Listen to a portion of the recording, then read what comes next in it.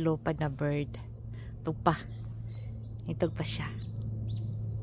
Yeah. Asa ka na siya matugpa. Oh, daghan din isla diri di ay. Ayan oh. Ayan, daghan sila. Oh. Ang basta nagpatug sa may tulay. Ang isa diri may ginasara. Ang isa naglupad-lupad. Di ba asa kainin na ba ni sa Pilipinas na inalagaan ang mga nature? Wala, kay busy sila sa kapangurakot sa kwarta. Hi bird, busog ka na?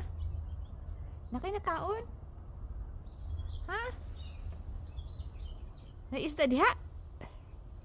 Nagini-isda kay naman sila. Asa mo itong isa? Ay, naglupad-lupad. So this is the view. Napakaganda dito, promise.